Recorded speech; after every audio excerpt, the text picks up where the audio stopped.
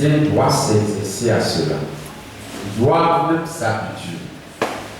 Parce que, pour le moment, nous sommes dans un pays où nous avons la liberté de prêcher l'évangile. Mais il viendra un temps où on n'aura pas cette liberté. Il viendra un temps où même le fait que tu sois chrétien ou chrétien, il se pourrait, si tu n'as pas de ressources ailleurs, tu n'auras pas de quoi manger. Donc si tu ne t'exerces pas, quand ce temps va arriver là, ça serait difficile pour toi. Tu n'as pas que s'exercer. Moi, ce n'est pas pour me glorifier, mais pour la première fois, j'ai jeûné 21 jours, j'avais 17 ans. J'ai jeûné 21 jours, sans arrêt. Je n'étais pas gros, hein. J'étais encore plus mince.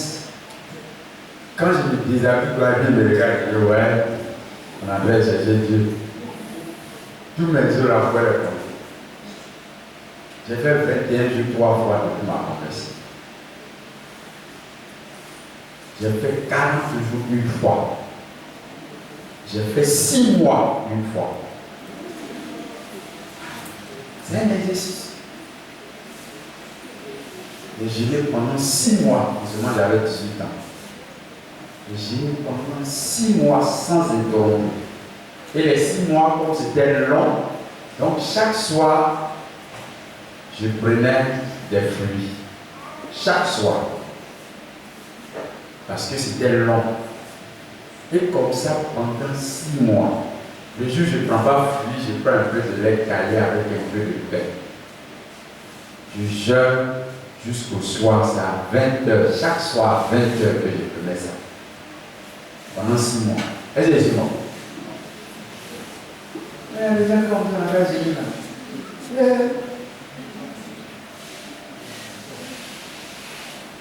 Moi, avant ce moment, j'ai jeûné 2 semaines. Avant qu'on ait le poids, j'ai jeûné 2 semaines. Donc, vous avez remarqué que j'ai maigri un peu.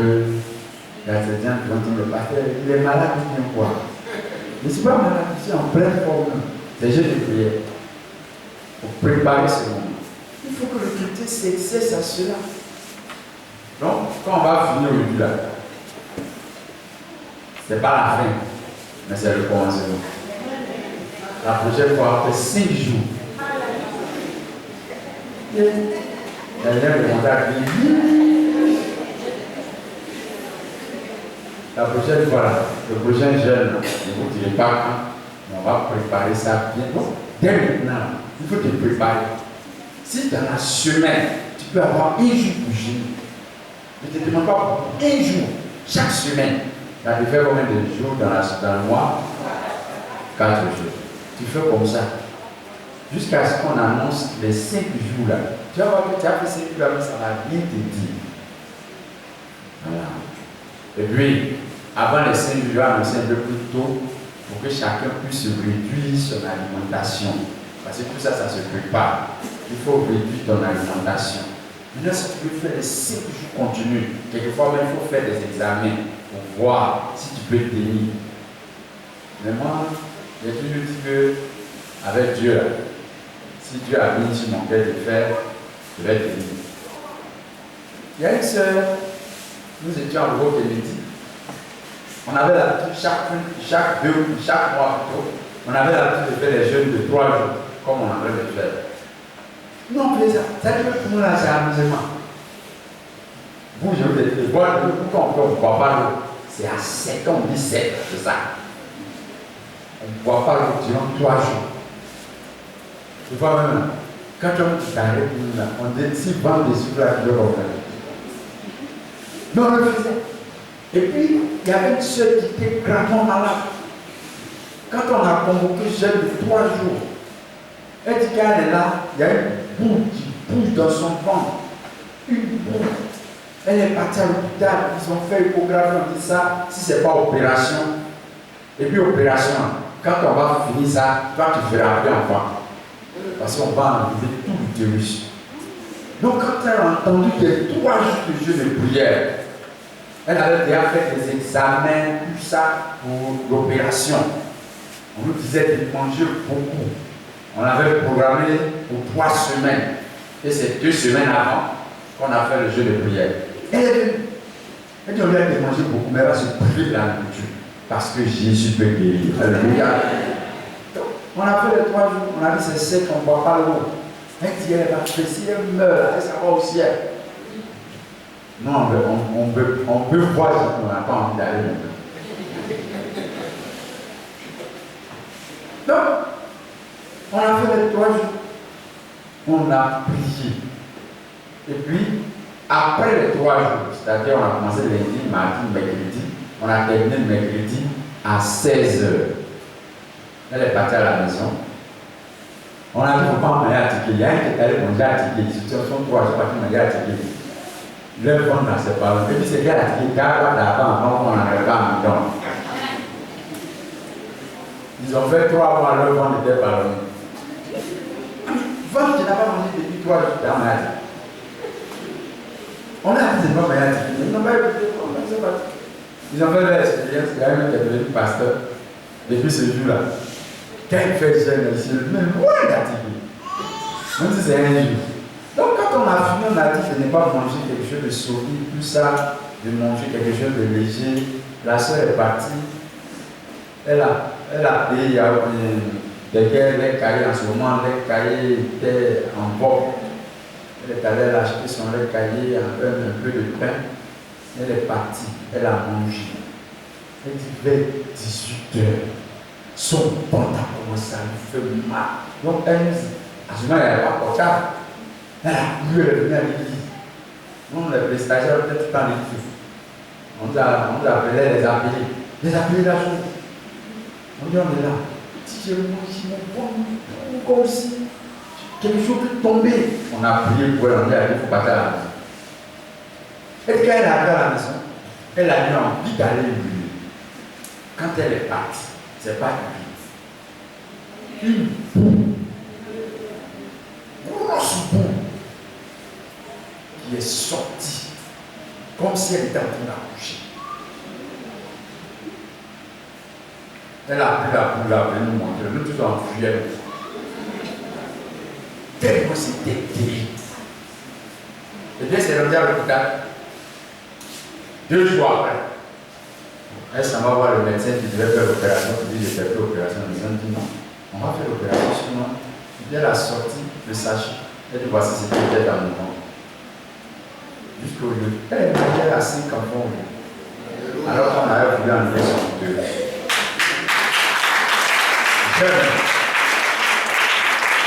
Dieu peut passer là pour te guérir d'une maladie incurable.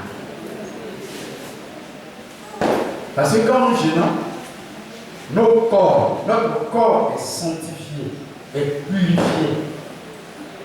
On ne se fait pas du mal. On se soigne. Ça, c'est un jeûne de soi. Deuxièmement, notre esprit est en communion avec Dieu. Quand tu jeûnes dans le monde, est-ce que les choses de la chair t'attendent pour ça? Quand tu es faible, quand quelqu'un vient te dire bonjour, on te dit non, pardon. Tu vois, il y a des gens qui n'auront pas fait pour rendre visite pour aller dire on m'a dit.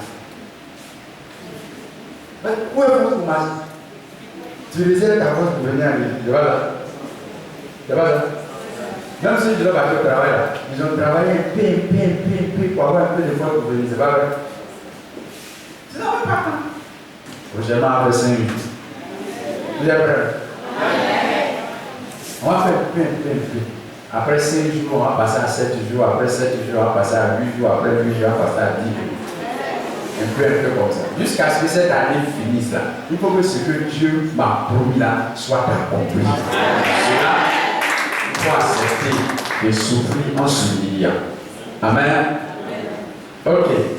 Hier, nous avons parlé de Joseph. Nous avons dit ce que Dieu avait promis à Joseph, Dieu l'a accompli.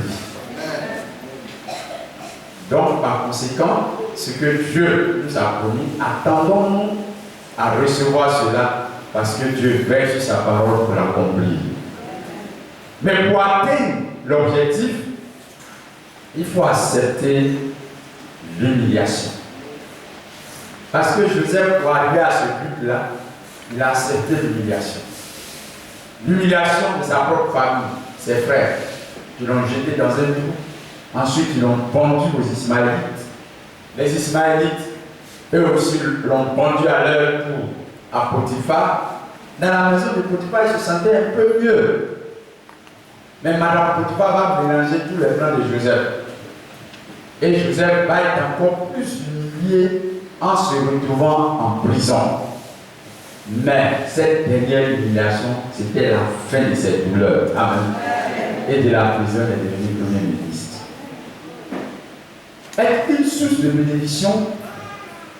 Nous devons nous rappeler que Dieu est la source de bénédiction. Et si nous aussi nous voulons être une source de bénédiction, il faut que l'Éternel soit avec nous. Et quand l'Éternel est avec nous, la prospérité nous accompagne. Quand l'Éternel est avec nous, sa bonté dispose devant nous toutes sortes de faveurs. Quand l'Éternel est avec nous, tout ce que nous faisons réussit. Et quand l'Éternel est avec nous, l'objectif de Dieu sera atteint. Mais pour que l'objectif soit atteint, il faut accepter l'humiliation. Et j'ai dit que le jeûne est une humiliation. Mais aussi les souffrances par lesquelles on peut passer sont des états d'humiliation. Mais Dieu ne va pas nous humilier pour toujours. Il arrivera un temps où il va nous élever. Et au temps de Joseph, il a été élevé. À notre temps, le temps de Dieu va être élevé. Peut-être actuellement, même dans ta famille, quand on appelle les gens pour parler, ton portable ne sonne pas. Mais le temps viendra où ton portable va sonner. Sois-en sûr. Si tu crois, tu verras la gloire de Dieu. Maintenant, quand Dieu t'aura élevé, quelle attitude il faut avoir pour que la bénédiction de Dieu continue d'être ton partage? C'est ce que nous allons voir avec Joseph. Nous lisons d'abord le chapitre 45. Chapitre 45, à partir du verset 1 jusqu'au verset 5. Chapitre 45, verset 1 jusqu'au verset 5. Joseph ne pouvait plus se contenir devant tous ceux qui l'entouraient. Il s'écria, faites sortir tout le monde. Et il ne resta personne avec Joseph quand il se fit connaître à ses frères. Il éleva la voix en pleurant. Les Égyptiens l'entendirent et la maison de Pharaon l'entendit.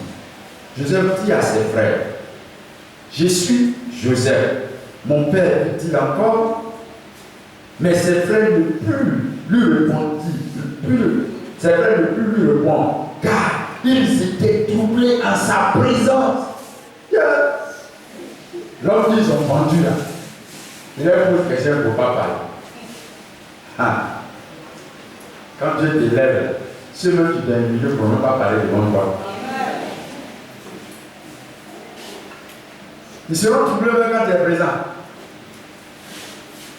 Joseph dit à ses frères, approchez-vous de moi. Et ils s'approchèrent. Il dit, je suis Joseph, votre frère, que vous avez vendu pour être mené en Égypte. Maintenant, ne vous affligez pas et ne soyez pas fâchés de m'avoir vendu pour être conduit ici, à Daniel. Est-ce que vous avez vu là? Vous avez vu la phrase avec moi? Entre Joseph et ses frères, qui devait être fâché? Hein? C'est juste ça. Mais qu'est-ce que Joseph dit? Joseph dit à ses frères, approchez-vous de moi. Et ils s'approchèrent. Il dit, je suis Joseph, votre frère, que vous avez vendu pour être mené en Égypte. Maintenant, ne vous affligez pas. Entre eux et Joseph, la chose est affligée.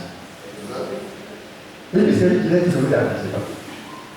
Vous m'avez fait du mal, mais ne vous affligez pas. Et il dit, ne soyez pas fâchés. Aïe. Et ils t'ont vendu. Et c'est eux qui ne doivent pas être fâchés. Est-ce que vous comprenez bien même? En principe, c'est ceux qui ont été vendus qui doivent être fâchés. Mais c'est le vendu qui dit, ne soyez pas fâchés de m'avoir vendu pour être conduit ici. Car C'est pour vous sauver la vie que Dieu m'a envoyé devant vous. Alléluia.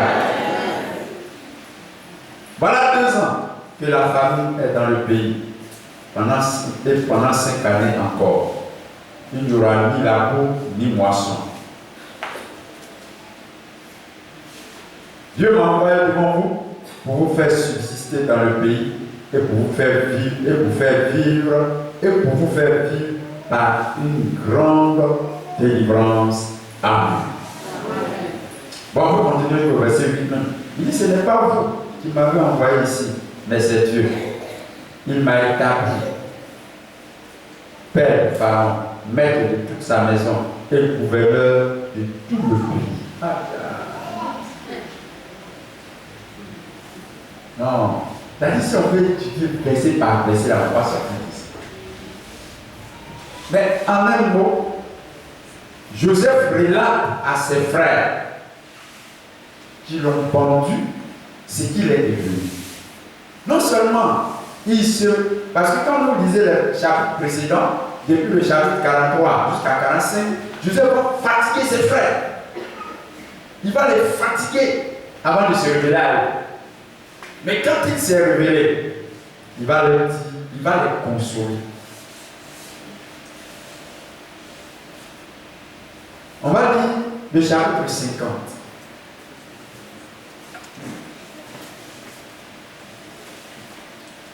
Le chapitre 50, à partir du verset 15.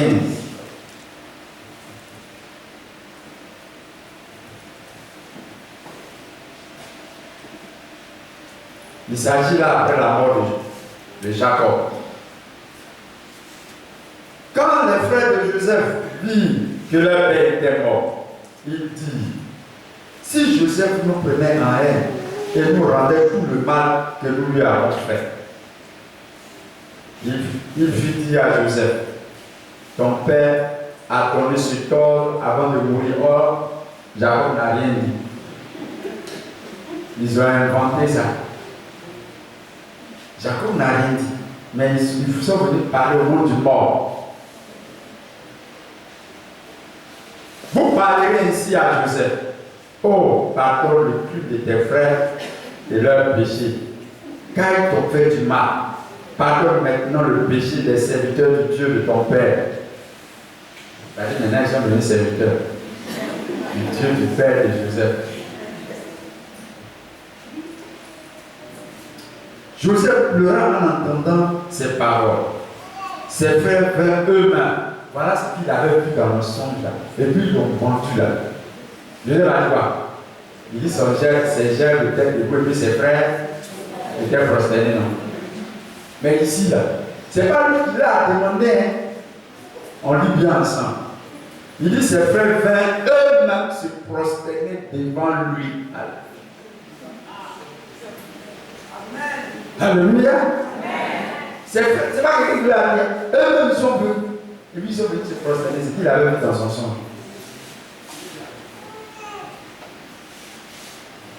Et il dit, nous sommes des serviteurs, ça veut dire nous sommes des esclaves. À compter de maintenant, nous sommes des esclaves. Joseph leur dit,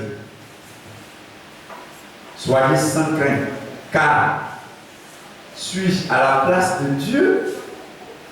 Vous avez médité de me faire du mal. Dieu l'a changé en bien pour accomplir ce qui arrive aujourd'hui, pour sauver la vie à un peuple nombreux. Soyez donc sans crainte. Je vous entretiendrai, vous et vos enfants, et il les consola en parlant à leur cœur. Si j'étais pas dans les gars, actuellement, c'est d'abord encore fait, mais tu vois, je vais te prendre déjà dans ton cœur. Quand Dieu va me bénir là, je vais pouvoir dire à lui de l'eau dans le coco. C'est pas ça. Si tu as cette pensée-là, Dieu va te bénir. Dieu va t'élever. Bon, il y a tellement de choses, mais je vais relever seulement quelques 2 ou 3 vérités, puis on va dire merci au Seigneur, et puis là on va Dieu. On va dire merci au Seigneur. Parce que je vois que tout le monde l'a appelé à sa pompe. Avec 3 jours seulement, mais avec la part. Donc, il y a quelques vérités et puis on va partir. D'abord, Joseph a compris que la souffrance qu'il a connue par ses frères était le plan de Dieu. C'est la première vérité. Nous devons savoir que quand le temps de Dieu viendra et que Dieu va nous élever au-dessus de nos frères et de nos sœurs, nous devons comprendre que ce qu'ils ont fait à notre égard était le plan de Dieu pour que nous atteignions l'objectif que Dieu a fixé pour nous. Mais bien souvent, on ne comprend pas ça comme ça. On en veut à cette personne. On en veut à cette personne. Moi, au départ, j'en voulais à un moment. C'est lui qui devait assurer mes études. Il m'a laissé sur le carreau. Et puis Dieu a fait que je suis arrivé là où je suis aujourd'hui.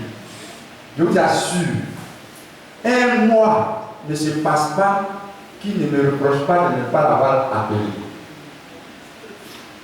Et avant, il pensait que j'existais. Mais aujourd'hui, si un mois passe, il n'est pas dit tonton bonjour. Lui-même va m'appeler. C'est quel fils j'ai eu comme ça? Un fils qui n'appelle pas. Un fils qui ne sait même pas si je vis. Mais au départ, j'ai dit non. Je n'avais même pas m'approché de lui. J'étais loin de lui. Pourquoi? Parce que je me suis dit qu'il m'a fait du mal. Mais c'est en étudiant l'histoire de Joseph que j'ai compris que c'était le plan de Dieu. Amen. C'était le plan de Dieu depuis lors. Il y a des moments où il ne s'est pas pu chercher de venir à la maison. Son plat préféré, là, j'étais à madame, elle a préparé, elle a mangé, il s'est tendu dans le fauteuil, là. Il dit, maintenant, si tu veux dormir, il y a place pour les étrangers. Non, mon petit, je veux regarder la télévision. Finalement, cette télévision, je l'ai regardée. J'étais assis là, la télévision, je l'ai regardée. Quand il a fini, je l'ai pris dans ma voiture, je suis parti le déposer. Il a dit, comment il est bon? Ici, il a pris ma voiture pour aller le chercher. Il est venu, il a mangé, il s'est bien reposé. J'ai pris ma voiture pour aller l'accompagner. Et puis quand je l'ai accompagné, je lui ai fait le transport. Moi, je l'ai accompagné, je l'ai fait.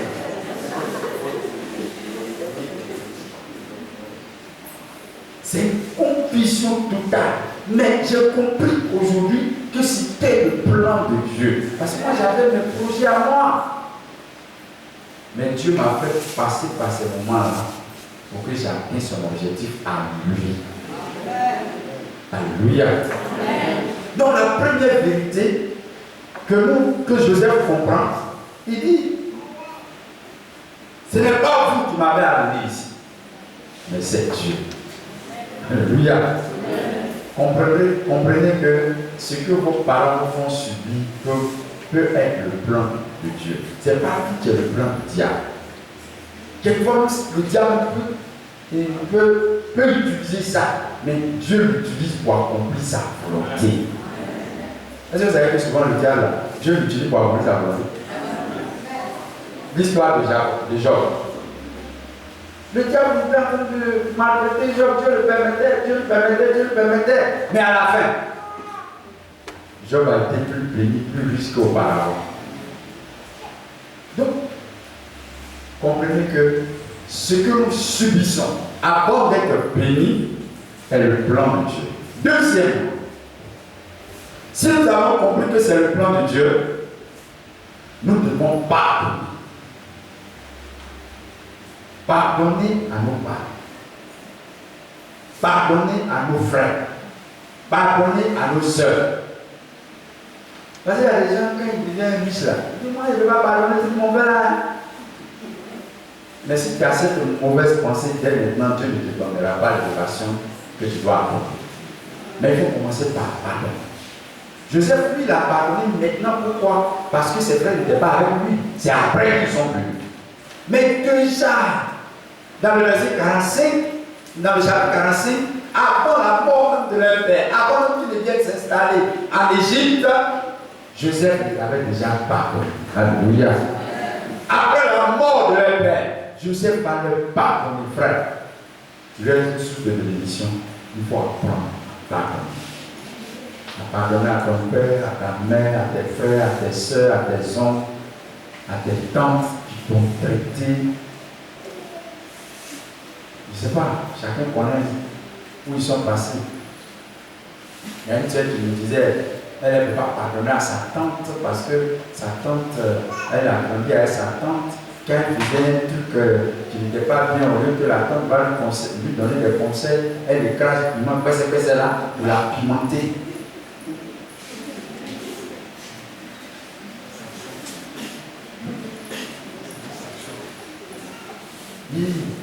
Quand elle parle de ça, elle pleure, elle ne peut pas pardonner.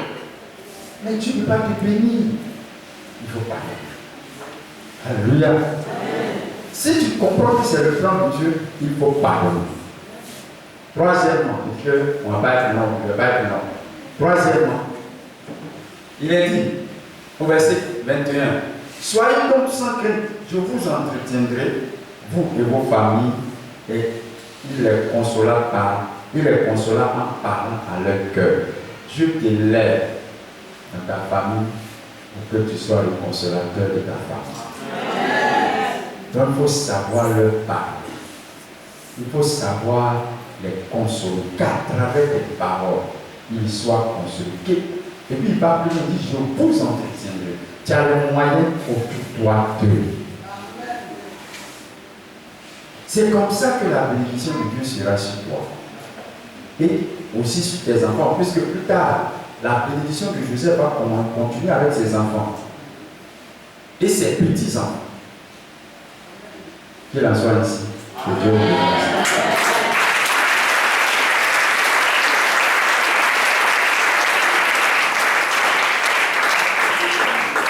Elles sont venues de vous. Je sais qu'on est fatigué, mais c'est la dernière fois qu'on a cette venue de vous. Ils sont toutes ici. J'envoie notre parole. On va se tenir debout et on va dire merci au Seigneur. Mais surtout, que le Seigneur nous aide à appliquer ces principes. Que toutes les fleurs que nous avons connues, que nous connaissions, inscrivons-nous que c'est dans le plan de Dieu. Deuxièmement, apprenons à pardonner. Et troisièmement, que nous soyons des consolateurs. Ceux qui consolent les affligés de leur famille. Mais ça va plus loin. Hein. Ce n'est pas seulement notre famille, mais c'est notre milieu. Nos frères et sœurs, on doit les consoler. Notre village, on doit les consoler. On doit consoler notre village, notre département, notre pays, on doit le consoler. Qu'il en soit ici. Nous prions ensemble.